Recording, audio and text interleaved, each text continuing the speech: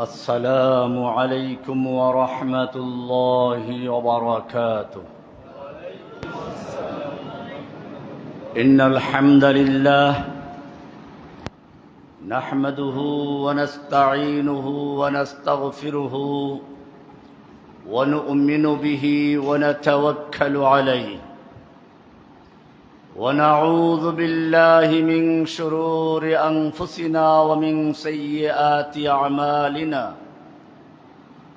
من يهده الله فلا مضل له ومن يضلله فلا هادي له ولن تجد له وليا مرشدا.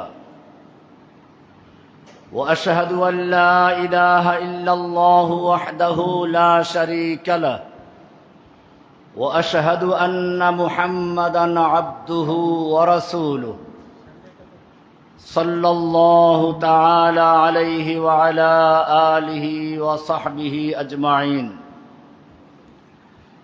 আল্লাহ সুবহানাহু ওয়া তাআলার মহান দরবারে লাখ শুকরিয়া জ্ঞাপন করছি, যিনি আমাদেরকে প্রতি জুমার ন্যায় আজকেও সালাতুল জুমা আদায় করার জন্য মিজমিজি এলাকার হাজী আব্দুস সামাদ আলিয়া মাদ্রাসা সংলগ্ন বাইতুন নূর মসজিদে আসার এবং বসার তৌফিক এনায়েত করেছেন।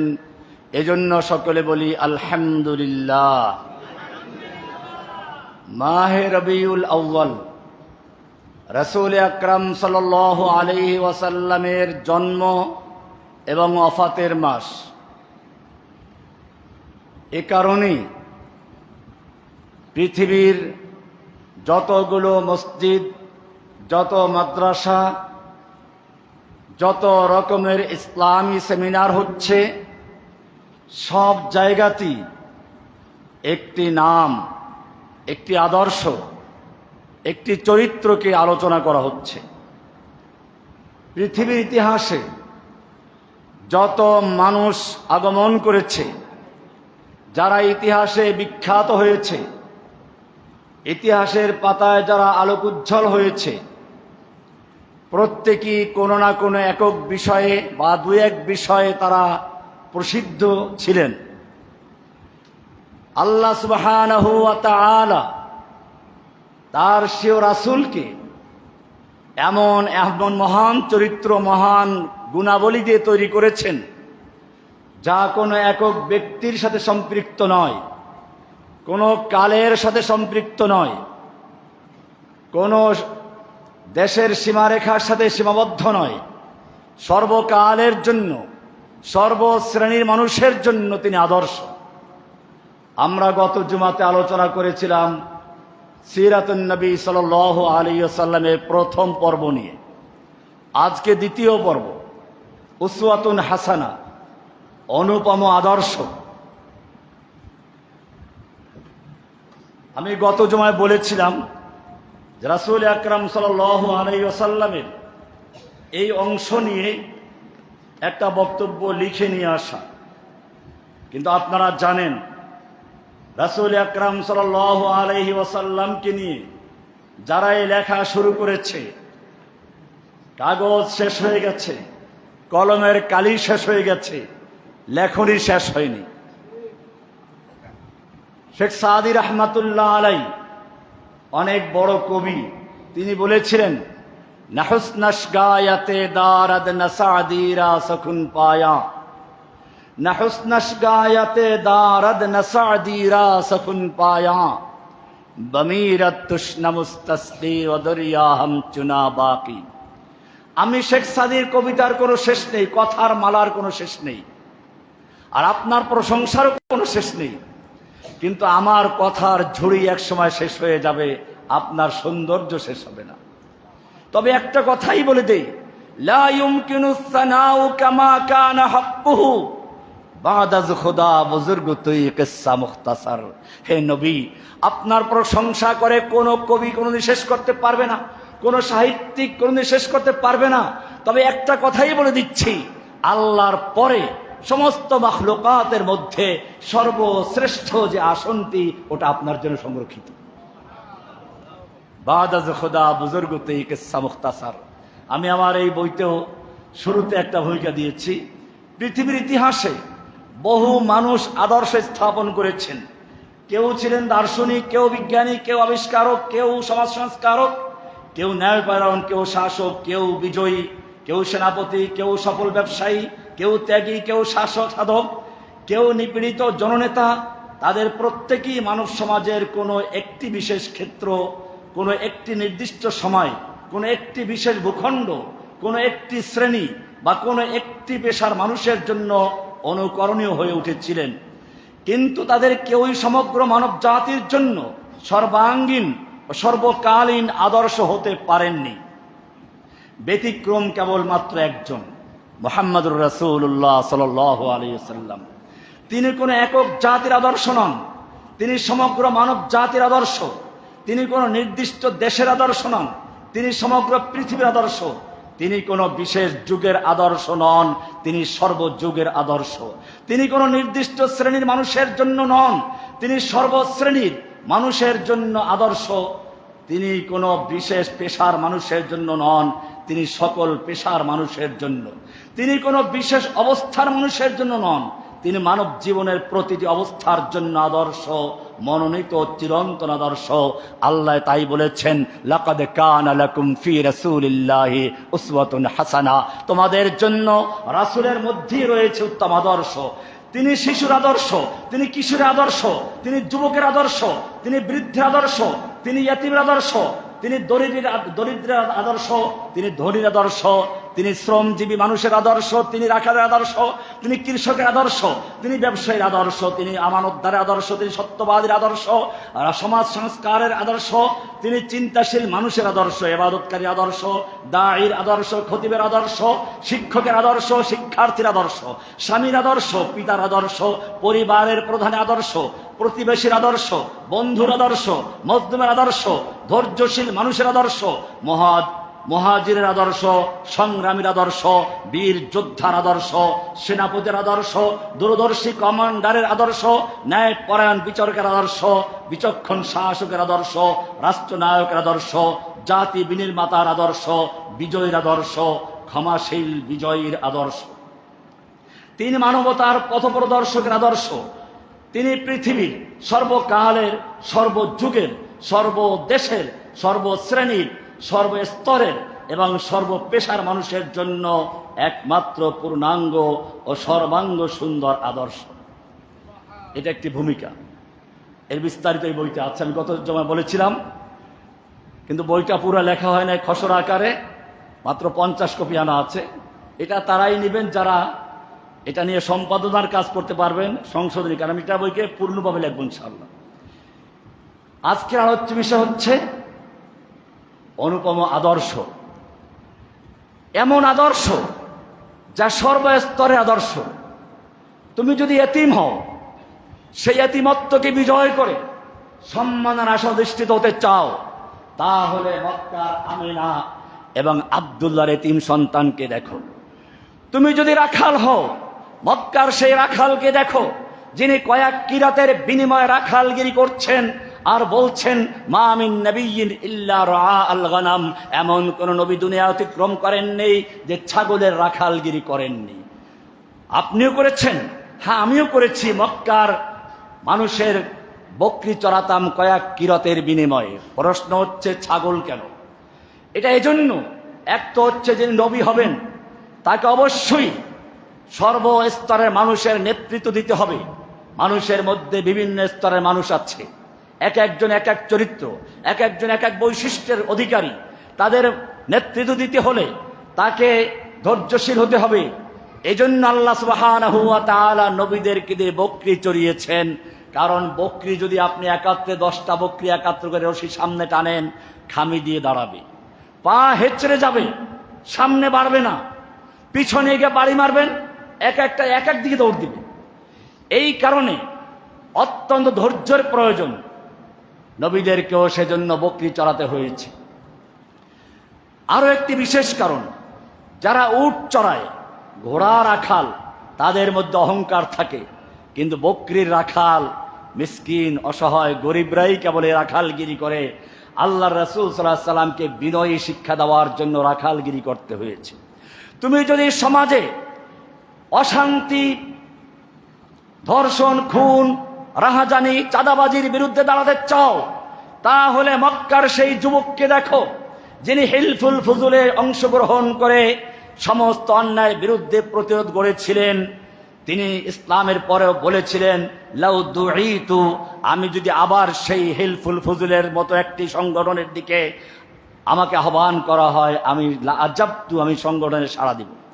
তুমি যদি সমাজের ভিতরে বিশৃঙ্খল এবং যুদ্ধ পরম্পরায় দুটো জাতিকে একত্র করতে চাও, মক্কার সেই সালিশকে দেখো।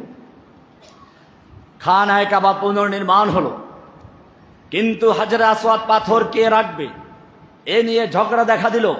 প্রত্যেকটা সম্প্রদায় চাচ্ছে এই মর্যাদা আমাদের হোক, প্রত্যেক দলের নেতা চাচ্ছে এটা আমরাই করব। এতদিন পর্যন্ত যে ঐক্যবদ্ধ প্রাচীর হয়ে কাবা পুনর্নির্মাণ করেছিল, এখন সে ঐক্যের প্রাচীর ভেঙ্গে খান খান হয়ে যাওয়ার উপক্রম হয়েছে।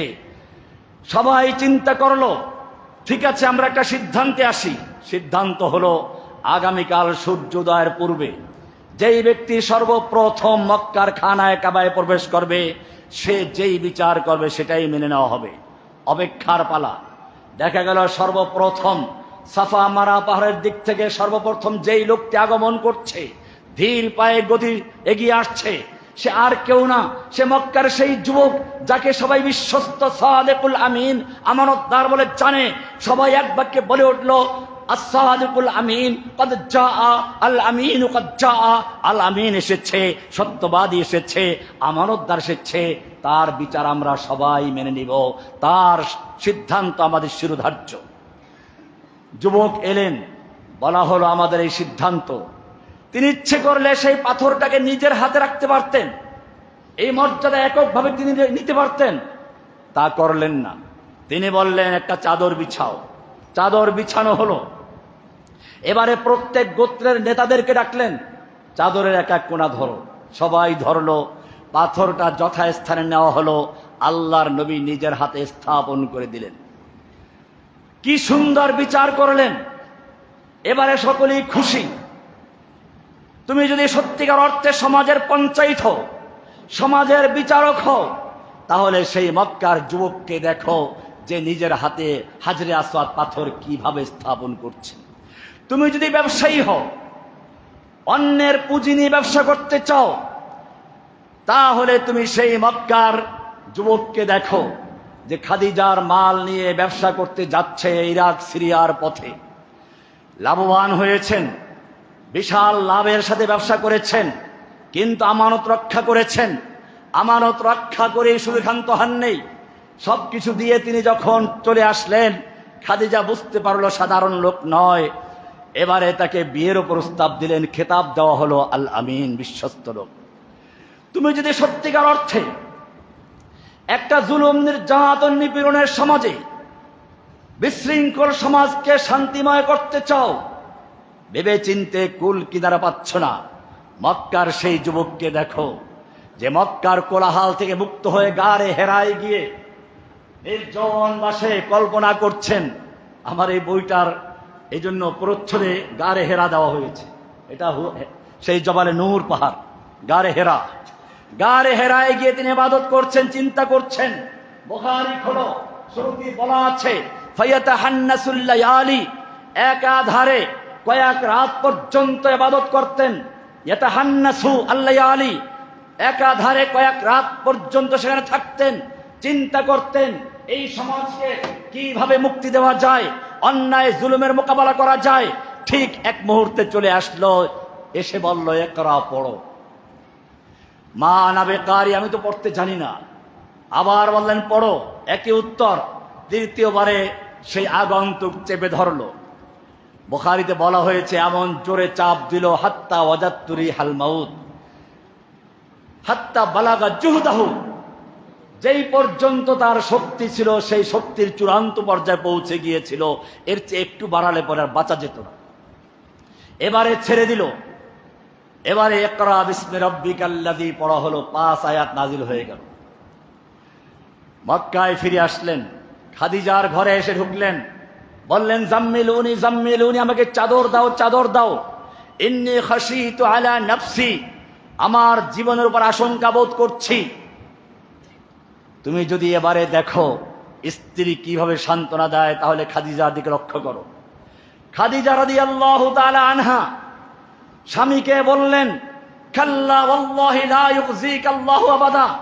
এমন বাণী দিলেন, এমন সান্ত্বনা দিলেন, পৃথিবীর ইতিহাসে কোন স্ত্রী তার স্বামীকে এত সুন্দর ভাষায় এত সুন্দর করে সান্ত্বনা আর দিতে পারবে না। তিনি কি বলেছিলেন? বুখারী শরীফের শুরুতেই উল্লেখ করা আছে, কাল্লা ওয়াল্লাহি লা ইউখজিকা আল্লাহু আবাদা।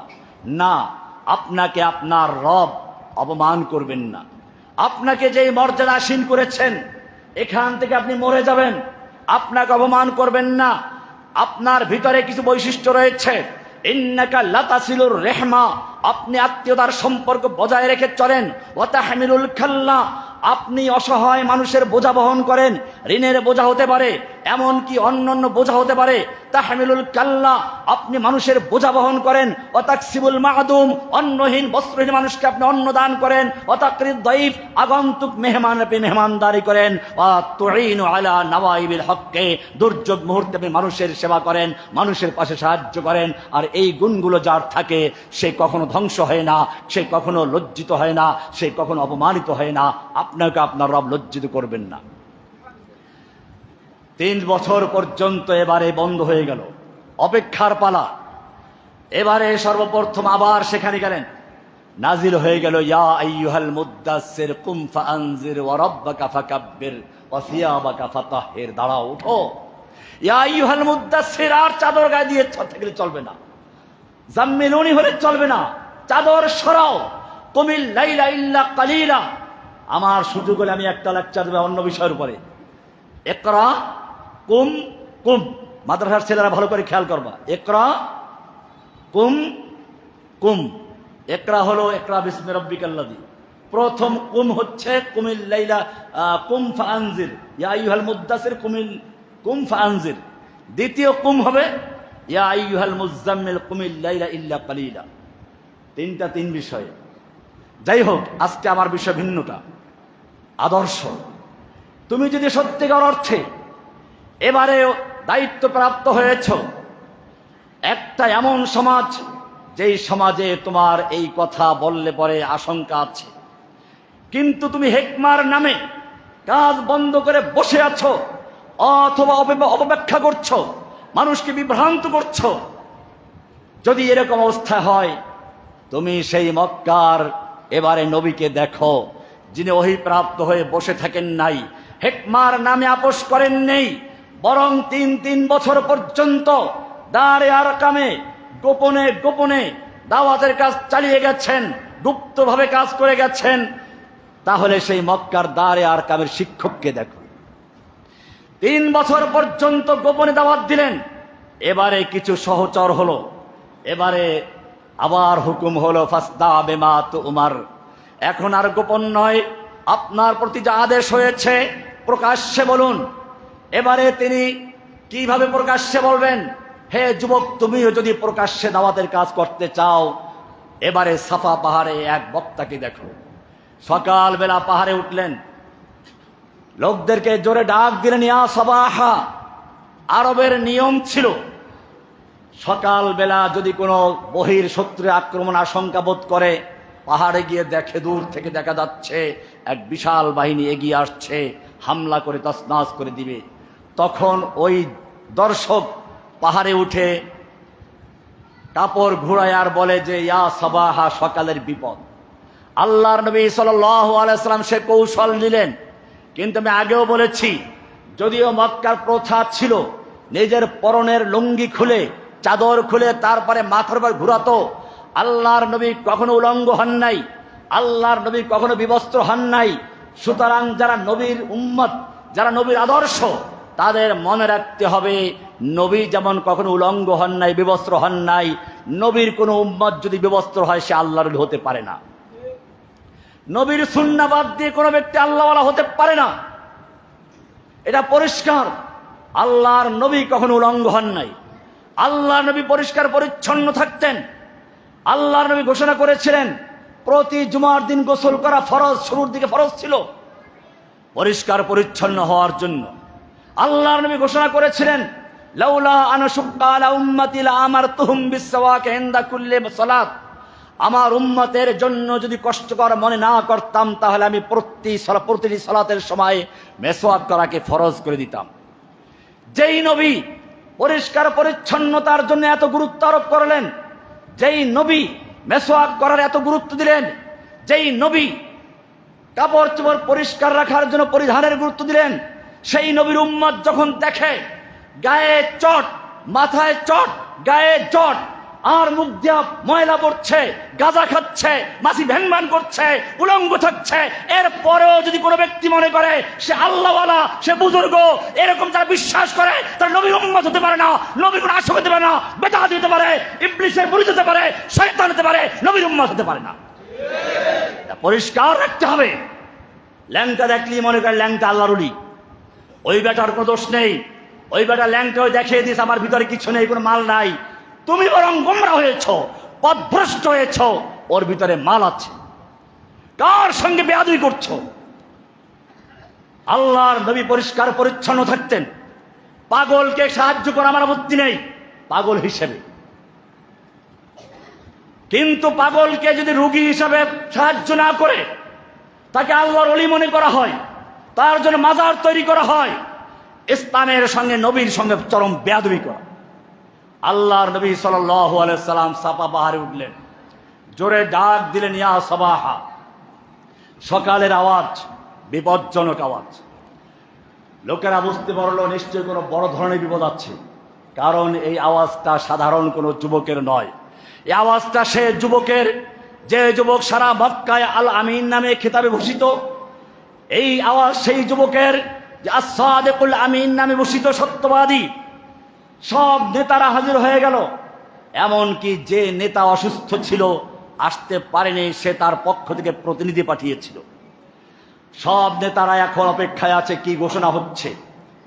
আল্লাহর নবী সাল্লাল্লাহু আলাইহি সাল্লাম জিজ্ঞেস করলেন, ওহে মক্কার নেতারা, আজকে যদি আমি তোমাদের বলি এই পাহাড়ের অপর প্রান্তে তোমাদের শত্রু বাহিনী ওত পেতে বসে আছে, আমার কথা বিশ্বাস করবে কি? মক্কার নেতারা বলল, অবশ্যই। মা জাররাবনাকা কাযিবান কত্তু, আমরা কখনো তোমার থেকে মিথ্যা শোনার অভিজ্ঞতা অর্জন করিনি, কখনো তুমি মিথ্যা বলো না, প্রতারণা করো না, বিশ্বাস করব, বলো কি বলতে চাও। তুমি যদি সত্যের দাওয়াত দিতে চাও, এবার লক্ষ্য করো তিনি কি বলছেন। তিনি বললেন, ইয়া হে মক্কার লোকেরা, ও হে নেতারা, শুনো, লাউ কুলতুম কালিমাতান ওয়াহিদাতান, তোমাদেরকে আমি একটা কথা বলার জন্য বলবো, একটা কথা মানার জন্য বলবো, একটা কথা, মাত্র একটা কথা। লাউ কুলতুম কালিমাতান ওয়াহিদাতান, শুধুমাত্র একটা কথা যদি বিশ্বাস করো, একটা কথা যদি মেনে নাও, তামলিকুনা বিহাল আরব, গোটা আরব দেশের তোমরা মালিক বনে যাবে। ওয়াতাদিনু লাকুমুল আজম, অনারব বিশ্ব তোমাদের দিন গ্রহণ করবে, অনারব বিশ্ব তোমাদের দিন গ্রহণ করবে। আবিল জিজিয়া, আর যারা দিন গ্রহণ করবে না তারা জিজিয়া কর দিয়ে থাকতে হবে। মাত্র একটা কথা। মক্কার নেতারা খুশি। আবু জাহাল দাঁড়িয়ে বলো, সিরাতের কিতাব খুলুন, লেখা আছে ওয়ালা ওয়াবি আশারা, এই মোহাম্মদ খালি একটা না 10টা বলো, আমরা মানতে রাজি আছি। আমাদের গোটা আরব দেশের মালিকানা চলে আসবে, বিশ্বের নেতৃত্ব চলে আসবে, আমাদের ধর্ম সারা বিশ্বে প্রচার হবে, এটা মানতে অসুবিধা কি? বলো তাড়াতাড়ি। এবারে তিনি ঘোষণা করছেন, ইয়া আইয়ুহান নাস কুলু লা ইলাহা ইল্লাল্লাহ তুফলিহুন। এবারে আর শুধু মক্কাবাসীকে নয়, তিনি তো শুধু মক্কার রাসূল নন, তিনি যখন পৃথিবীতে আগমন করেছেন, আল্লাহ হুকুম করেছেন, কুল, আপনি জানিয়ে দিন, ইয়া আইয়ুহান নাস ইন্নী রাসূলুল্লাহি ইলাইকুম জামিআ, ওহে বিশ্ববাসী, আমি তোমাদের সকল মানুষের জন্য রাসূল। কোন দেশের বর্ডার থাকবে না, কোন সাদা কালোর কোন বর্ণবাদ থাকবে না, আরব আজম থাকবে না, শ্রমিক মজুর থাকবে না। ইন্নী রাসূলুল্লাহি ইলাইকুম জামিআ, আমি সর্বস্তরের সব মানুষের জন্য, সর্বযুগের জন্য রাসূল হিসেবে আগমন করেছি। আল্লাহ জানিয়ে দিলেন, ওমা আরসালনাকা ইল্লা রাহমাতাল লিল আলামিন ওমা আরসালনাকা ইল্লা কাফাতাল লিন-নাস। তিনি সেই দাওয়াতি পেশ করলেন, ইয়া আইয়ুহান নাস কুলু লা ইলাহা ইল্লাল্লাহ তুফলিহুন, ওহে মানব, ইয়া আইয়ুহান নাস, ওহে মক্কাবাসী বলেন নাই, ওহে মূর্তি পূজক বলেন নাই, ইয়া আইয়ুহান নাস, ওহে বিশ্ববাসী, ওহে বিশ্ব মানব। তার মানে কিয়ামত পর্যন্ত যত মানুষ দুনিয়াতে আসবে সব মানুষকে তিনি সেদিন সম্বোধন করে বলেছেন, কুলু লা ইলাহা ইল্লাল্লাহ তুফলিহুন, বলো লা ইলাহা ইল্লাল্লাহ তুফলিহু, তাহলেই তোমরা সফল হবে। বলতে দেরি নেই, একটু আগে যেই মজলিস তার কথা শোনার জন্য অপেক্ষমান ছিল, চাতক হয়ে তাকিয়েছিল, একটু আগে যারা অঙ্গীকার করেছিল বলো কি বলতে চাও মানব, একটু আগেই যারা বলেছিল তুমি সত্যবাদী, সেই লোকগুলো বিগড়ে গেল। সঙ্গে সঙ্গে আবু লাহাব দাঁড়িয়ে গেল, হাত উঁচু করে মারতে গেল। প্রতিবাদ করার কেউ নেই, নবীর পক্ষে এখন আর কেউ নেই। আল্লাহ সুবহানাহু ওয়া তাআলা আসমান থেকে প্রতিবাদ করেছেন, তাব্বাত ইয়াদা আবি লাহাব ওয়া তাব্বা। শুধু তারা প্রতিবাদ করে ক্ষান্ত হয় নাই, তারা বুঝতে পেরেছে লা ইলাহার মানেটা কি, ক্লিয়ার করে দিল। আজকে লা ইলাহার দাওয়াত দেওয়া হয়, লা ইলাহার প্রচার করা হয়, কিন্তু লা ইলাহার মানেটা কি তা জানে না। জিজ্ঞেস করা হয় লা ইলাহার অর্থ কি, বলে আল্লাহ বাদে কোনো মাবুদ নাই। এই বেটা, মাবুদটাও তো আরবি। মাবুদ তুমি বললা, মাবুদ নেই, মাবুদ মানে কি? এটা তো আরবি তর্জমা, বাংলায় বলো। যদি বাংলায় বলা হয় তাহলে ক্লিয়ার হয়ে যাবে, লা মাবুদা ইল্লাল্লাহ, আল্লাহ ছাড়া কোনো মাবুদ নেই। মাবুদ মানে হচ্ছে যার গোলামি করা হয়, যার দাসত্ব করা হয়, যার আদর্শ ফলো করা হয়, যার হুকুম পালন করা হয়, যার গোলামি করা হয়। লা ইলাহার মানে হচ্ছে, আমি এটা এভাবে বলে থাকি, প্রায় বলে থাকি, আরো বলবো, একটা পুরাতন বিল্ডিং এর রং করতে গেলে যেরকম প্রথমে পুরাতন রংটা ঘষে মেজে ধুয়ে মুছে পরিষ্কার করে তারপরে নতুন রং করতে হয়, ঠিক তেমনি ভাবে লা ইলাহার মানে হচ্ছে লা ইলাহা, কারো আনুগত্য করব না, কারো গোলামি করব না, কারো দাসত্ব করব না। অন্তরের দেয়ালের ভিতরে যত গায়রুল্লাহ বসে আছে, খাজা বাবা, গাজা বাবা, লেংটা বাবা, দরগাওয়ালা, দুর্গাওয়ালা, নেতা নেত্রী, সব কিছুকে অন্তরের দেয়াল দিয়ে ধুয়ে মুছে পরিষ্কার করে শুধু একজনকে বাসা ইল্লাল্লাহ। কাকে? লা ইলাহা ইল্লাল্লাহ। লা ইলাহা ইল্লাল্লাহ শুধু মসজিদের জন্য নয়, ব্যক্তি জীবনে, পারিবারিক জীবনে, সামাজিক জীবনে, রাষ্ট্রীয় জীবনে, আন্তর্জাতিক জীবনে, ব্যাংকে, আদালতে, সব জায়গায় কারো হুকুম চলবে না, হুকুম চলবে লা ইলাহা ইল্লাল্লাহ। এই লা ইলাহাও পড়ে আদালতে ব্রিটিশের আইন দিয়ে বিচার করে, লা ইলাহাও পড়ে সংসদে আল্লাহর আইন বাতিল করে পারেন বন করে আইন তৈরি করে। আল্লাহ বলেছেন মদ হারাম, এরা মদের লাইসেন্স দেয়, লা ইলাহাও পড়ে। আল্লাহ বলেছেন সুদ হারাম, মদের লাইসেন্স দেয়, সুদের লাইসেন্স দেয়, লা ইলাহাও পড়ে। লা ইলাহার মানে হচ্ছে লা ইলাহা, কারো কোনো হুকুম চলবে না, কারো কোনো আনুগত্য চলবে না। আল্লাহ যে হুকুম করেছেন সেই হুকুম বাতিল করা চলবে না, সেই হুকুমের পরিবর্তন চলবে না। একমাত্র হুকুম চলবে কার? আবু জাহেলরা বুঝতে পেরেছিল, বুঝে শুনে প্রতিবাদ করেছিল। সূরা সাদ 5 নম্বর আয়াত পড়ুন, আবু জাহেলরা কি বলেছিল? কোরআন আপনাকে আমাকে জানিয়ে দিয়েছে, তারা বলেছিল আজালাল আলিহাতা ইলাহান ওয়াহিদা ইন্না হাযা লাশাইউন উজাব। কি বলছো তুমি? আমাদের এই 360 দেবদেবী, আমাদের এই 300 সংসদ সদস্য, এদের কোনো হুকুম চলবে না, এদের কোনো হুকুম মানবো না। বোঝেন নাই কি বলেছি? মক্কায় মূর্তি ছিল কয়টা? 360টা। আমাদের সংসদ নামক যে বর্তমান কাবা, সেখানে মূর্তি কয়টা আছে? পরিষ্কার। ওই মক্কার মূর্তি, ইট পাথরের মূর্তি, তাদের আল্লাহর হুকুম পরিবর্তন করার ক্ষমতা ছিল না, আল্লাহর আইনের পরিবর্তে কোনো আইন তৈরি করার ক্ষমতা ছিল না। কিন্তু এই সংসদের মূর্তি যারা আল্লাহর আইনকে বাতিল করে বিকল্প আইন তৈরি করে, আল্লাহর আইন মানি না বলে স্বীকার করে, শরীয়ত চাই না বলে দৃশ্য দেখায়, এরকম যারা আল্লাহর আইন মানে না, আল্লাহর আইনকে পরিবর্তন করে, আল্লাহর আইনকে বাতিল করে দেয়, তারা মুসলমান হতে পারে না। লা ইলাহার মানে হচ্ছে এটা। লা ইলাহার মানে হচ্ছে লা ইলাহা, কোন ইলাহ নেই, কোন মাবুদ নেই, কারো হুকুম চলবে না, আল্লাহর আইন পরিবর্তন করা চলবে না। ইল্লাল্লাহ মানে হুকুম চলবে কার? আলা আলাহুল খালকু ওয়াল আমর, সৃষ্টি যার, আইন চলবে আল্লাহর নীতি, এটা আল্লাহর ঘোষণা। লা ইলাহার মধ্যে এটা নিহিত ছিল। প্রতিবাদ চলে আসলো, এবারে আল্লাহর নবীকে মারা হলো। এক পর্যায়ে তারা দেখলো তার কাজ থামানো যাচ্ছে না, প্রস্তাব আসলো তুমি কি চাও? সুন্দরী নারী চাও, মক্কার সবচেয়ে সুন্দরী নারী তোমাকে বিয়ে দেওয়া হবে। ব্যবসায়ী হতে চাও, চাঁদা করে মক্কার সবচেয়ে বড় ব্যবসায়ী বানিয়ে দেব। যদি রাজা হতে চাও, মক্কার রাজত্বের মুকুট তোমার মাথায় পরিয়ে দেওয়া হবে। ইচ্ছে করে নেতৃত্ব নিতে পারতেন, নিয়েছিলেন? নেন নাই। আপোষ করে কোনোদিন সত্য প্রতিষ্ঠা হয় না। মাদ্রাসার ছেলেরা ভালো করে শোনো, ভবিষ্যৎ নেতৃত্ব তোমাদের হাতে। কোন একটা আদর্শ যদি প্রতিষ্ঠা করতে হয়, তাহলে প্রতিষ্ঠিত আদর্শকে বিলুপ্ত করে, হত্যা করে, মিটিয়ে দিয়ে তারপরেই সম্ভব। সুতরাং জাহিলিয়াত থাকা অবস্থায় ইসলাম প্রতিষ্ঠা করা সম্ভব নয়। আল্লাহ তো হুকুম দিয়েছেন আকিমুদ্দিন, সেই জন্য তিনি কোনো আপোষে যান নাই। তিনি পরিষ্কার জানিয়ে দিলেন, লাকুম দীনুকুম ওয়ালিয়া দীন, তোমাদের ধর্ম তোমাদের, আমাদের ধর্ম আমাদের। আল্লাহর নবীর চাচা আবু তালেবকে গিয়ে তারা প্রস্তাব করেছিল। আল্লাহর নবীর চাচা যখন প্রস্তাব করলেন, নবী কি বলেছিলেন? চাচা, লাউ ওয়াদাউ হাযা শামসা ফি ইয়াদি ইয়ামিনি ওয়া হাযাল কামার ফি শিমালি, ওরা এই সমস্ত প্রস্তাব নয়, সুন্দরী নারী, নেতৃত্ব, ব্যবসায়ী, এই সব নয়। যদি ওরা আসমানের সূর্য আমার এক হাতে তুলে দেয়, চন্দ্রকে এক হাতে তুলে দেয়, কাল মুহূর্তের জন্য আমি লা ইলাহার দাওয়াত বন্ধ করতে পারবো না। লা ইলাহা কোনো আপোষ করে না, লা ইলাহা কোন রকম আপোষ করে না। পরিষ্কার হয়ে গেল। এবারে শুরু হলো আর এক চক্রান্ত।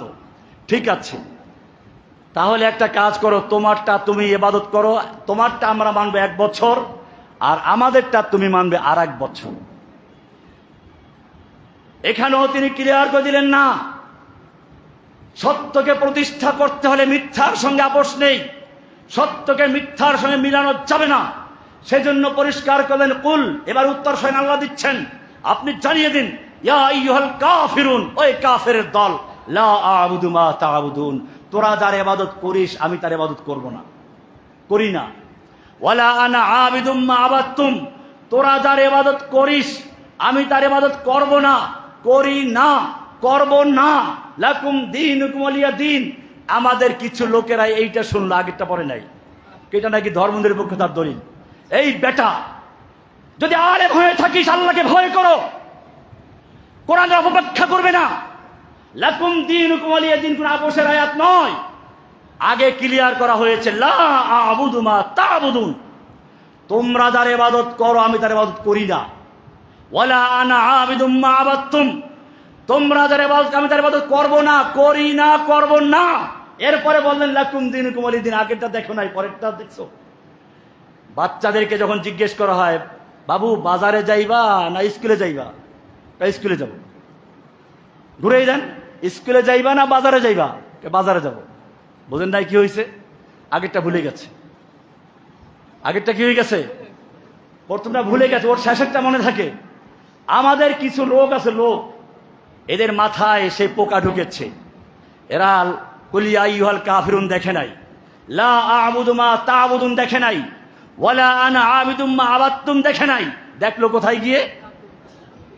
এই যে বিগত স্বৈরাচার খুনি পালালো, কোরআন পড়তে জানে না, সে ঘোষণা করলো বুখারী শরীফে আছে লাকুম দীনুকুম ওয়ালিয়া দীন। বুখারীও পড়ে, তার মুরিদরা মনে করলো মাশাআল্লাহ আমাদের নেত্রী বুখারীও পড়ে। এটা যে কোরআনের আয়াত তাও জানা নেই। এজন্য মনে রাখতে হবে, কোন রাজনৈতিক নেতা নেত্রী কি বলল, মুসলিমদের সেদিকে কান দেওয়ার কোনো সুযোগ নেই। কোরআনকে ভালো করে বুঝতে হবে। ঘোষণা হয়ে গেছে, এবারে শুরু হলো নির্যাতন নিপীড়ন। তুমি যদি এবারে নির্যাতন নিপীড়ন সহ্য করে সত্যের পতাকা এগিয়ে নিতে চাও, মক্কার সে যুবককে দেখো যিনি সালাতে সেজদায় গেছেন, উটের নাড়ি বুড়ি চাপিয়ে দেওয়া হয়েছে, যাকে আবু জাহল থাপ্পড় মেরেছে, হামজা ইসলাম কবুল করেছে। তুমি যে সেই যুবককে দেখো কিভাবে তিনি ইসলামের কাজ করে যাচ্ছেন, তারই সামনে তার অনুসারী সুমাইয়াকে হত্যা করা হয়েছে, আম্মার ইবনে ইয়াসিরকে পানি চুবিয়ে মারা হচ্ছে, ইয়াসিরকে হত্যা করা হচ্ছে। আর তিনি এক কথাই বলছেন, সাবরানিয়া আলী ইয়াসির, সাবরানিয়া আলী ইয়াসির, ধৈর্য ধারণ করো, ওয়া ইন্না লিকাকুম ফিল জান্নাহ, তোমাদের জন্য জান্নাত অপেক্ষমান রয়েছে। অটল থাকতে হবে, দৃঢ় থাকতে হবে। বাতিলের সামনে মাথা নত করা মুমিনের কাজ নয়। बातिल से दबने वाले आसमान ही हम सबर कर चुका है तो इम्तिहा हमारा। বাতিলের কাছে নত করা মুসলিমদের চরিত্র নয়, এটাই হচ্ছে মুসলিমদের বৈশিষ্ট্য। এগিয়ে যাচ্ছেন, এবারে তাদের সামনে ঢাল হয়ে আছেন আবু তালেব। আবু তালেবকে তারা গিয়ে বলল, তোমার ভাতিজাকে বারণ করো, নতুবা তাকে আমরা হত্যা করব। আবু তালেব ভাতিজাকে বুঝালেন, এদের ক্ষমতা তুমি জানো, এদের শক্তি তোমার জানা আছে, তুমি এদের সাথে একটু আপোষ করে চলো। আল্লাহ নবী সাল্লাল্লাহু আলাইহি ওয়াসাল্লাম কি বলেছিলেন? চাচা শুনো, যদি তুমিও আমাকে সাহায্য করতে না চাও চলে যাও, আমি তোমার পক্ষে দাওয়াত দিচ্ছি না, আমি যার পক্ষে দাওয়াত দিচ্ছি তিনি আমার জন্য যথেষ্ট। আল্লাহু ইয়াসিমুকা মিনান নাস, আমাকে যিনি ওহীর দায়িত্ব দিয়েছেন, আমাকে যিনি তাওহীদের প্রচারক দায়িত্ব দিয়েছেন, তিনি আমাকে হেফাজত করবেন, আমি তার হেফাজত চাই, প্রয়োজনে তুমি ওদের সাথে মিশে যাও, আমার কোনো আপত্তি নেই। আবু তালেব ঈমান আনে নাই, কিন্তু সত্য জানতো। চিন্তা ভাবনা করে এসে বলল, আবু তালেবের কবিতাগুলো আমার বইতে আছে সম্ভবত। আবু তালেব জানিয়ে দিল, আল্লাহি লা ইয়াসিলু ইলাইকা বিজামিইহিম হাত্তা ওয়াসাদা ফিত তুরাবে দাফিনা। ভাতিজা, আমি জানি তুমি যে দাওয়াত দিচ্ছ এটা আসমানের নিচে যতগুলো মতবাদ সবচেয়ে সত্য মতবাদ। লাউলাল হাজার মাসাব্বাতিন আও মালামাতিন, আমি যদি আমার কওম আমাকে মালামত করবে, তিরস্কার করবে, এই ভয় না থাকতো, লাওয়াজাত্তানি বিযাকা সামহাম মুবিনা, আমাকেও পেতে তুমি এক্ষেত্রে তোমার অনুসারী। এরপরে সে বলে দিয়েছিল, আমি যদি ইসলাম কবুল করছি না, তবে শোনো, আল্লাহি লা ইয়াসিলু ইলাইকা বিজামিইহিম হাত্তা ওয়াসাদা ফিত তুরাবে দাফিনা। ওই আবু জাহেল, আবু লাহাবরা, ওদের 14 গোষ্ঠী একাত্র হয়ে যদি তোমার উপর আক্রমণ করতে আসে, কেউ ক্ষতি করতে পারবে না, যতক্ষণ পর্যন্ত আমি আবু তালেবের দেহটা মাটির উপরে আছে। আবু তালেবের দেহের সঙ্গে যতদিন পর্যন্ত রূহ থাকবে, অতদিন পর্যন্ত তোমার ক্ষতি কেউ করতে পারবে না, তুমি তোমার কাজ চালিয়ে যাও। এবারে আবু তালেবের উপর বিপদ।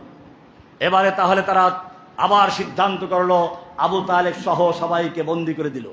সে আবু তালেব বুঝে গেল কাফের মুশরিকরা হকের পতাকা বন্ধ করার জন্য, সত্যের কণ্ঠ স্তব্ধ করার জন্য যুগে যুগে কারাবন্দী করেছে। আবু ফেরাউন বলেছিল, লাইন ইত্তাখাযতা ইলাহান গায়রি লা জাআলান্নাকা মিনাল মাসজুনিন, আমাকে বাদ দিয়ে যদি অন্য কাউকে আল্লাহ মানো, অন্য কারো হুকুম পালন করো, সোজা জেলে ঢুকিয়ে দিব। মক্কার কাফেররাও জেলে ঢুকিয়ে দিয়েছে, আর আমাদের যুগেও যখন তাওহীদের কথা বলা হয় তখন জেলে ঢুকিয়ে দেওয়া হয়। তার জ্বলন্ত প্রমাণ আপনাদের সামনে দাঁড়ানো খতিব। এই খতিব কোনো রাজনীতি করে নাই, কোনো দল করে নাই, শুধু তাওহীদের দাওয়াত দিয়েছিল, শুধু বলেছিল দুর্গা দেবীর কারণে ফসল হয় না, ফসল দেওয়ার মালিক হচ্ছে একমাত্র আল্লাহ সুবহানাহু ওয়া তাআলা। নেত্রী খেপে গেল, রহমানীকে জেলে ঢুকিয়ে দাও। এটা নতুন কিছু নয়। আবু তালেব সহ, আল্লাহর নবীকে সহ সব বন্দী করে দেওয়া হলো। খাবার দেওয়া হবে না, কোনো যোগাযোগ করা যাবে না, খানায় কাবার সঙ্গে লিফলেট লাগিয়ে দেওয়া হলো, সেই চুক্তিনামা লাগিয়ে দেওয়া হলো। আল্লাহ নবী সাল্লাল্লাহু আলাইহি ওয়াসাল্লামের 3-3টা বছর চলে গেল, অনেক কষ্ট হচ্ছে। এই অবস্থায় নবী একদিন বললেন চাচাকে, চাচা, ওদের চুক্তিনামা তো উইপোকায় খেয়ে ফেলেছে। এবারে চাচা মক্কার নেতাদেরকে বলল, আমার ভাতিজা বলেছে তোমাদের চুক্তিপত্র নাকি উইপোকায় খেয়ে ফেলেছে, যদি সত্য হয় তাহলে আমি তার সঙ্গে আছি, তোমরা তাকে মুক্ত করে দাও, আর যদি সত্য নয়, মিথ্যা হয়, তাহলে আমি তোমাদের সাথে আছি। মক্কার নেতারা গিয়ে দেখে খানায় কাবার সঙ্গে সেই লেখা চুক্তিপত্র সব উইপোকায় খেয়ে নষ্ট করে দিয়েছে, শুধুমাত্র আল্লাহর নামটা বাকি আছে। ওরাও তো আল্লাহ মানত, এরপর আমি লেকচার দিয়েছি বহু। কিন্তু আরো দুঃখের বিষয় হচ্ছে, এর কয়েকদিন পরেই আবু তালেব মারা গেল, এর কয়েকদিন পরেই খাদিজাও মারা গেল। মক্কার দুইজন সহযোগী, দুইজন সহযোদ্ধা, একজন ইসলাম কবুল করেছেন নারী, আরেকজন ইসলাম কবুল করেন নাই, কিন্তু তারপরও সাহায্য করেছেন। এবারে দুই বাহু যেন তার ভেঙে পড়ল। আল্লাহর রাসূল সাল্লাল্লাহু আলাইহি ওয়াসাল্লাম চিন্তায় পড়ে গেলেন, চিন্তা করলেন তায়েফে যাই, সেখানে লোকেরা দাওয়াত কবুল করবে। তায়েফে যাওয়ার পরে দাওয়াত তো কবুল করেই নাই, উল্টা পাথর ছুঁড়ে মারলো। আপনারা জানেন রাসূল আকরাম সাল্লাল্লাহু আলাইহি ওয়াসাল্লামকে এক জায়গায় পাথর মারা হলো, বেহুশ হয়ে পড়েছিলেন, আবার পাথর মারা হলো, দৌড় দিলেন, আবার পড়ে গেছেন, 3-3 বার পড়ে গেছেন। এরপরে জিব্রাইল এসে সালাম করে বলছেন, ইয়া রাসূলুল্লাহ, আজকে আমি কোনো ওহী নিয়ে আসি নাই, আপনার সঙ্গে একজন ফেরেশতাকে পরিচয় করে দিচ্ছি। ইনি হচ্ছেন তায়েফের সেই পাহাড়ের ফেরেশতা। তায়েফের পাহাড়ের ছবি আমার কোনো লেকচারে আছে, আমি তায়েফে এই লেকচারগুলো দিয়েছিলাম। আমি কয়েকবার তায়েফে গিয়েছি শুধুমাত্র ওই জায়গাগুলো দেখার জন্য। তায়েফের এই পাহাড় চাপা দিয়ে তায়েফবাসীদেরকে জনমের তরে বিদায় করে দেই। আল্লাহর নবী সাল্লাল্লাহু আলাইহি ওয়াসাল্লাম তখন নিজের রক্তগুলো তুলে তুলে শরীরে বাঁধছিলেন আর বলছিলেন, আল্লাহুম্মা হদি কওমি ফাইন্নাহুম লা ইয়ালামুন। হে আল্লাহ, আমার এই কওম আমাকে চিনতে পারে না, এই কষ্ট দিয়েছে। এরা যদি চিনতে পারতো ইসলাম কবুল, তুমি এদের ধ্বংস করো না। ভাই জিব্রাইল, এদের যদি ধ্বংস করে দাও, আমি কার কাছে দাওয়াত পৌঁছাবো? এরা হয়তো ইসলাম কবুল করে নাই, এদের ভবিষ্যৎ প্রজন্ম ইসলাম কবুল করবে। এবং বাস্তবে তাই হয়েছে।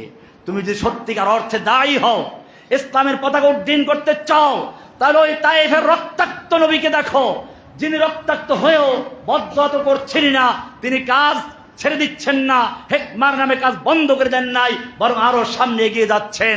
এবারে আল্লাহ তাআলা সান্ত্বনা দিচ্ছেন। এবারে আর সান্ত্বনা দেওয়ার লোক নেই। ঠিক আছে জিব্রাইল, চাও নবীকে সান্ত্বনা দেওয়ার জন্য আল্লাহ নিজেই আছে। মেরাজে ডাকা হলো, আল্লাহ নবী সাল্লাল্লাহু আলাইহি ওয়াসাল্লাম মেরাজে গেলেন। 14 দফা আলোচনা হলো। কোরআন আলোচনা করছে, সুবহানাল্লাযী আসরা বিআবদিহি লাইলাম মিনাল মাসজিদিল হারাম ইলাল মাসজিদিল আকসা।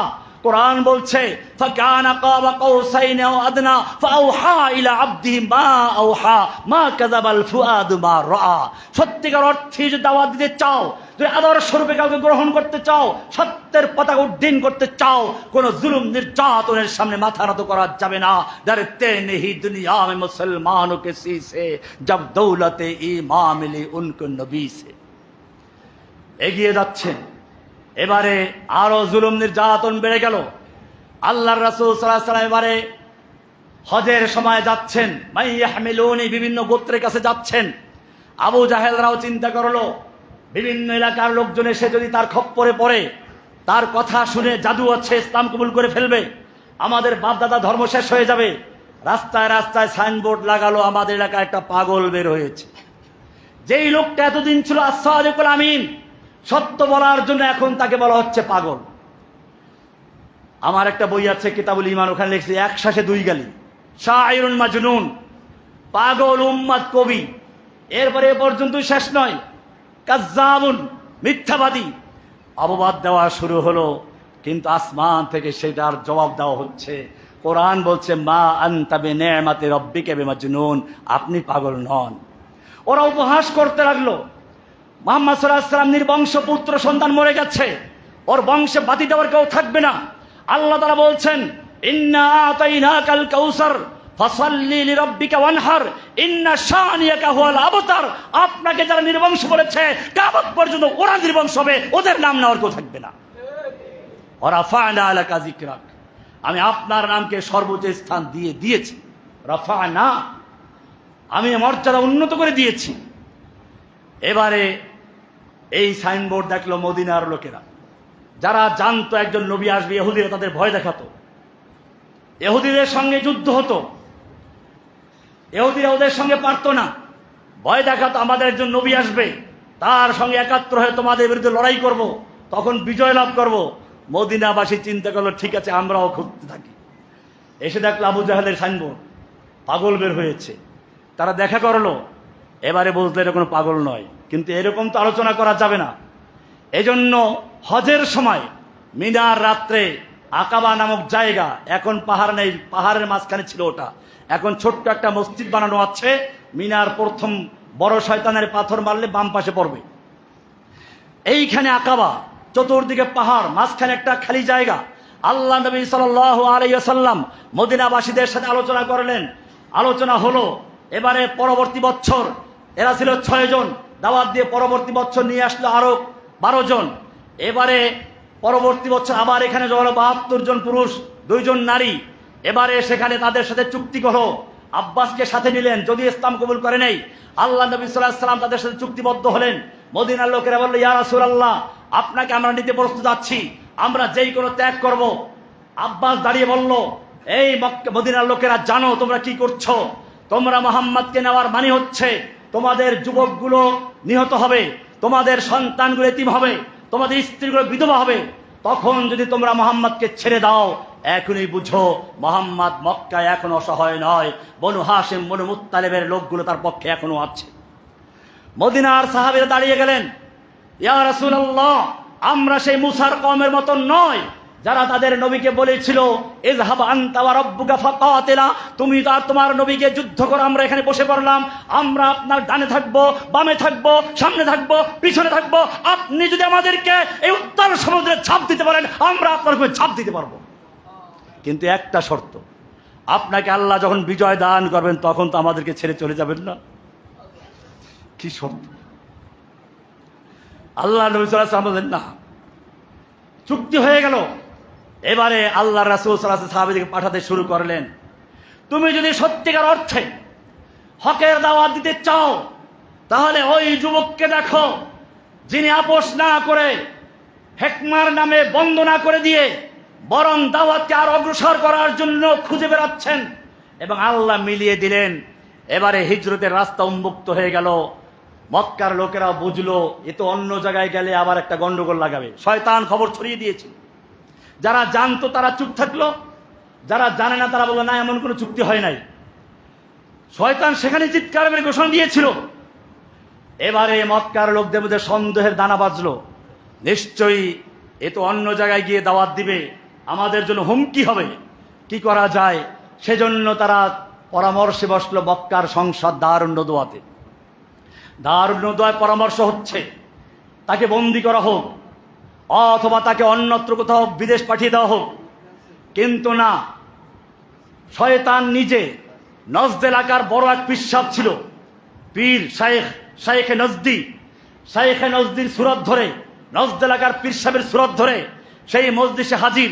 সে বলল না, তাকে যদি অন্যত্র নির্বাসনে পাঠানো হয় সেখানে গিয়ে দাওয়াত দিবে, শক্তি অর্জন করে হামলা করবে, নির্বাসন দেওয়া যাবে না। বলে তাহলে কারাবন্দি করি, বন্দি করে রাখা যাবে না, বনু হাশিম বনু মুত্তালিব তাকে ছাড়িয়ে নিয়ে আসবে। বলে তাহলে কি করা যায়? একেবারে ফিনিশ করে দাও, হত্যা করো। হত্যা করলে তো আমার খুনের বদলে খুন কিসাস আছে, এই আইন জাহিলি যুগেও ছিল, তাহলে আমাদের তো হত্যা করা হবে। বলো না, এই হত্যার একটা ভিন্ন কৌশল হবে, প্রত্যেক গোত্রের থেকে এক একজন যুবক নির্ধারণ করো, রাতের বেলায় গিয়ে একসাথে হামলা করবে, এককভাবে কেউ না। তখন বনু হাশিম বনু মুত্তালিব এককভাবে তোমাদের সবার সঙ্গে যুদ্ধ করার সাহস করবে না, সুতরাং এইভাবে হামলা করা হোক। এবারে পরামর্শ সিদ্ধান্ত হলো, আল্লাহ সুবহানাহু ওয়া তাআলা ওহীর মাধ্যমে জিবরাইলকে জানিয়ে দিলেন, ওয়াইদ ইয়ামকুরু বিকাল্লাযীনা কাফারু লিইউসবিতুকা আও ইখরিজুকা আও ইয়াকতুলুক ওয়া ইয়ামকুরুনা ওয়া ইয়ামকুরুল্লাহ ওয়াল্লাহু খায়রুল মাকিরিন। হে নবী, ওরা পরামর্শে বসে গেছে, সিদ্ধান্ত হয়ে গেছে, আপনাকে হত্যা করবে, আপনাকে বের করে দিবে, বন্দী করবে, হত্যা করবে।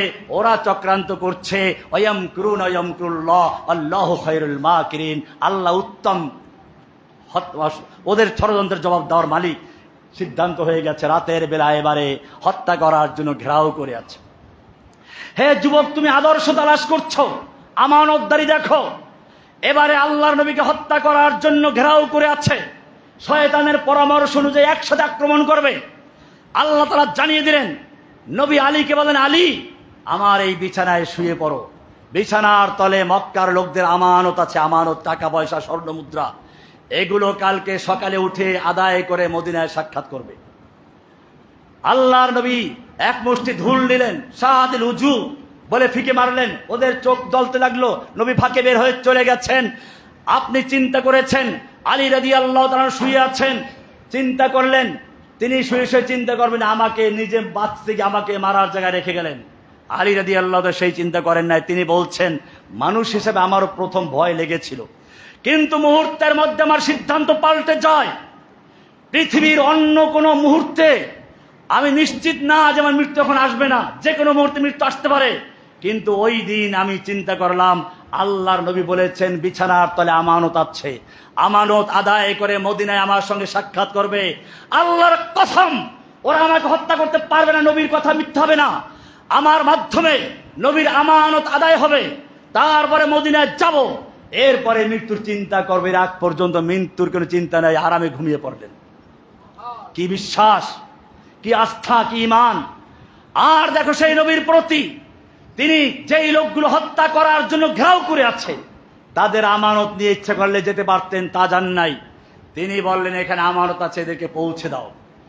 তুমি আদর্শ তালাশ করছো, আমানতদারির দেখো। এবারে তিনি কোথায় যাবেন? আবু জাহেল মনে করলো কোথায় যাবে, নিশ্চয় আবু বকরের ঘরে। আবু বকরের ঘরে যেতে পারে, ওখানে গিয়ে হাজির। কিন্তু ইতিমধ্যে আবু বকরকে নিয়ে বের হয়ে চলে গেছেন। আমি সব কথা না বলতে গেলে অনেক সময় লাগবে, এ বইতে সবগুলো আছে, আমি সংক্ষেপ করে দিচ্ছি। এরপরে আল্লাহ নবী সাল্লাল্লাহু আলাইহি ওয়াসাল্লাম মদিনায় যাচ্ছেন, মদিনার লোকের অপেক্ষায় আছে, মদিনায় সবাই তাকে নিতে চাচ্ছেন। আল্লাহ রাসূল সাল্লাল্লাহু আলাইহি ওয়াসাল্লাম বললেন, আমার উটকে ছেড়ে দাও, ফাইন্নাহা মামুরাতুম মিনাল্লাহ, এটা আল্লাহর পক্ষ থেকে আদিষ্ট, সে যেখানে বসবে ওটাই আমার থাকার জায়গা। আপনার ইতিহাস জানেন, তারপরে ঘটনাগুলো কি আছে। আল্লাহ নবী সাল্লাল্লাহু আলাইহি ওয়াসাল্লাম মদিনায় গেলেন। মদিনার আউস খাজরাজ যুগ যুগ ধরে যুদ্ধ করে এসেছে, মদিনার ইহুদিরা চক্রান্ত করেছিল।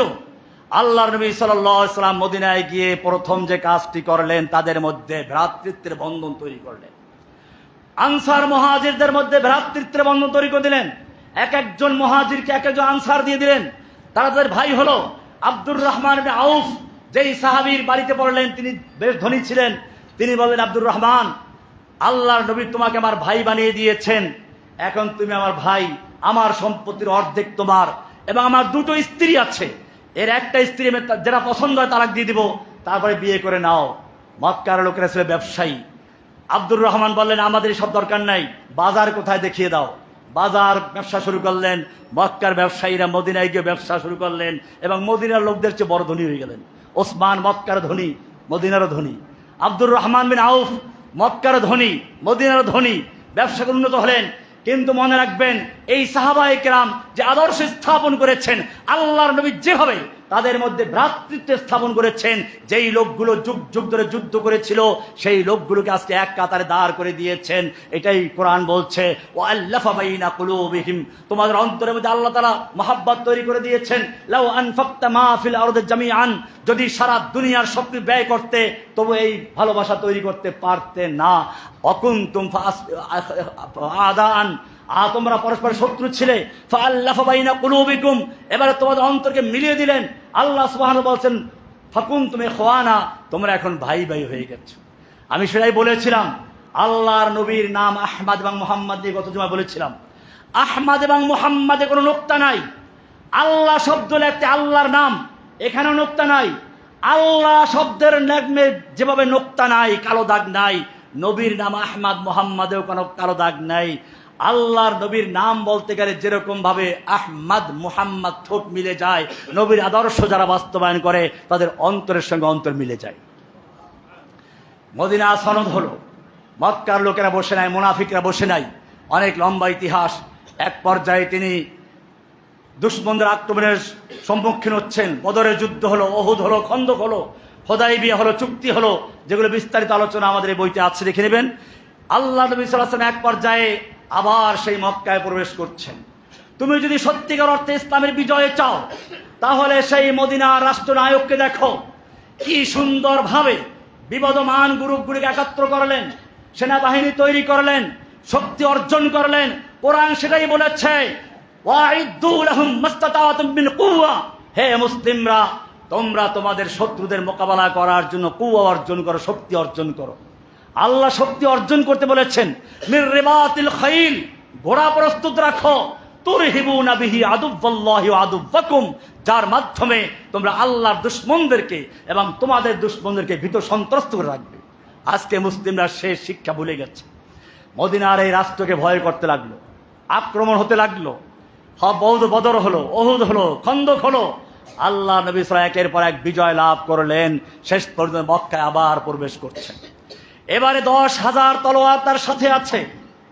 একটা ইশারা করলে মক্কার লোকগুলোর গর্দান উড়ে যাবে।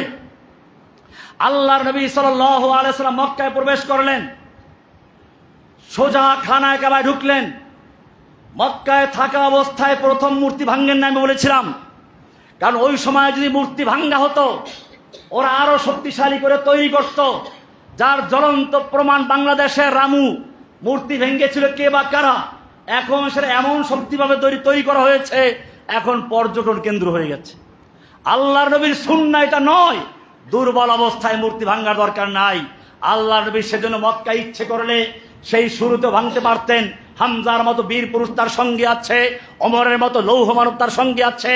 10-20টা মূর্তি ভাঙ্গা ব্যাপার ছিল না। ওহে যুবক, যারা দুটো পটকা মেরে মুজাহিদ বঞ্চ, ভালো করে বুঝে নাও আল্লাহ নবীর সুন্নাহটা কি।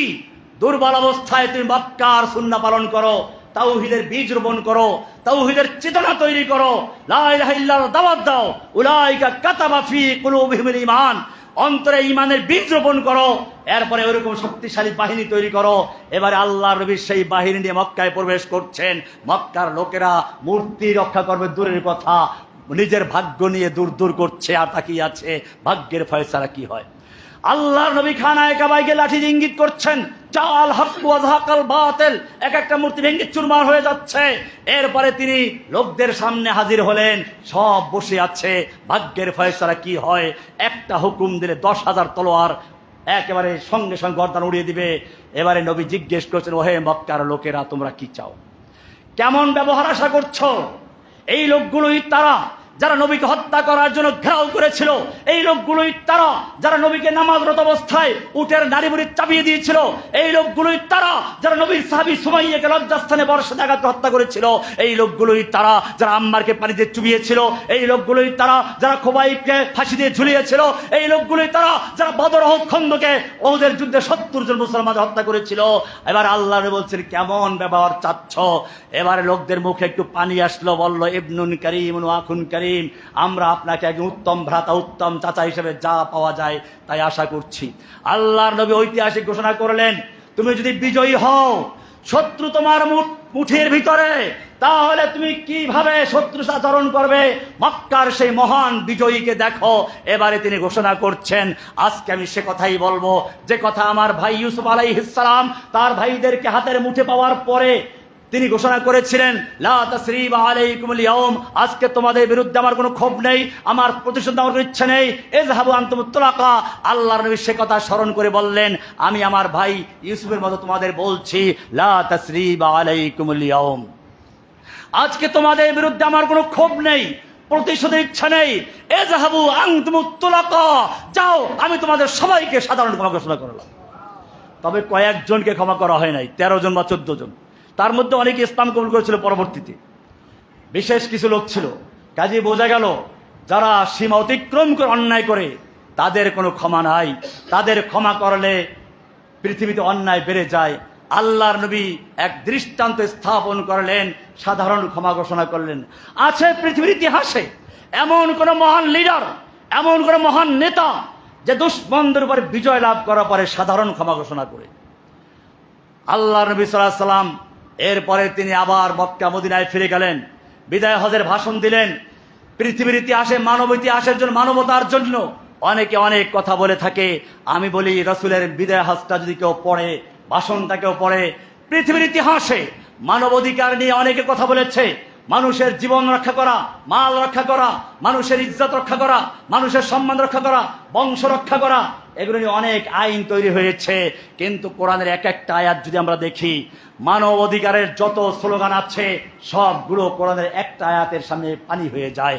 কোরআন বলছে, মান কাতালা নাফসাম বিগাইরি নাফসিন আও ফাসাদিন ফিল আরদে ফাকান্নামা কাতালান নাস জামিআ, যেই ব্যক্তি কোনো একটা প্রাণকে, একটা মানুষকে অন্যায়ভাবে খুন করেছে, ফাকান্নামা কাতালান নাস জামিআ, সেজন্য গোটা বিশ্বের মানবতাকে হত্যা করলো। আছে কোনো মানবাধিকারের স্লোগানে এত বড় সুন্দর কথা? পক্ষান্তরে যে ব্যক্তি একটা মানুষকে অন্যায়ভাবে খুন থেকে বাঁচালো, ওমান আহইয়াহা ফাকান্নামা আহইয়ান নাস জামিআ। আল্লাহর নবী সেদিন ঘোষণা করলেন, আজকের দিন থেকে জাহিলিয়াতের যুগের যত রেবা আছে, সুদ আছে, পায়ের তলা নিয়ে পদদলিত করলাম। আজকের দিন থেকে আরব আজম সাদা কালোর ভেদাভেদকে পদদলিত করলাম। আজকের দিন থেকে কোনো মানুষের মধ্যে কোনো সাদা কালোর ভেদাভেদ থাকবে না, আমির গরিবের ভেদাভেদ থাকবে না। আজকের দিন থেকে আরব আজমের কোনো ভেদাভেদ থাকবে না। আগে আইনে লড়াই মে আগার ওয়াক্তে নামাজ, কিবলারু হো কে জমি বোস হয়ে কৌমে হেজাজ, এক হি সফ মে খড়ে হো গয়ে মাহমুদ আয়াজ, না কোই বান্দা রাহা আর না কোই বান্দা নওয়াজ। এটাই হচ্ছে রাসূলের আদর্শ। রাখাল থেকে শুরু করে রাষ্ট্রনায়ক পর্যন্ত, পরাজিত থেকে বিজয়ী পর্যন্ত। পরাজিতটা বলা হয় নাই, আল্লাহ নবী এক যুদ্ধে পরাজয় বরণ করেছিলেন, কিন্তু ময়দান ছেড়ে চলা যান নাই। হুনাইনের যুদ্ধে হঠাৎ আক্রমণ হয়েছিল, প্রথম দিকে মানুষ সরে গিয়েছিল, তিনি যুদ্ধের ময়দানে দাঁড়িয়ে আছেন আর বলছেন, আনান নবিয়্যুল লা কাযিব আনা আব্দুল মুত্তালিব, আমি সত্য নবী মিথ্যা নবী নই, আমি আব্দুল মুত্তালিবের পুত্র, আমি ময়দান ছেড়ে পালাই না। পালাই না, এই কথা আরো একজনে বলেছিল, সে পালিয়ে গেছে। আল্লাহর নবীকে দেখো, যদি নেতৃত্ব দিতে চাও, ওই হুনাইনের যুদ্ধের ময়দানে যখন হঠাৎ আক্রমণ সহ্য করতে না পেরে সাথী সঙ্গী বিচ্ছিন্ন হয়ে গেছে, সেই ময়দানে দাঁড়িয়ে আগে বাড়ছেন আর বলছেন আনান নবিয়্যুল লা কাযিব আনা আব্দুল মুত্তালিব, আমি সত্য নবী মিথ্যা নবী নই, আমি পালাবার নবী নই। তা ইবাদাল্লাহ, আসো আল্লাহর বান্দারা, আমাকে কেন্দ্র করে আমার পাশে থেকে যুদ্ধ করো। নেতা, আমি কত আদর্শ বয়ান করব, এক কথায় সর্বকালের সর্বশ্রেণীর সব রকমের মানুষের জন্য তিনি আদর্শ। লাকাদ কানা লাকুম ফি রাসূলিল্লাহি উসওয়াতুন হাসানা। মাত্র 50টা বই আছে, নিয়ে যাবেন। আর এটা আমি ইনশাআল্লাহ বিস্তারিত লেখার পরে আবার নতুন করে ছাপাবো ইনশাআল্লাহ। জাযাকুমুল্লাহ। আল্লাহ তাআলা আমাদের সবাইকে আমল করার তৌফিক দান করুন। যারা সুন্নাত পড়েন সুন্নাত পড়েন।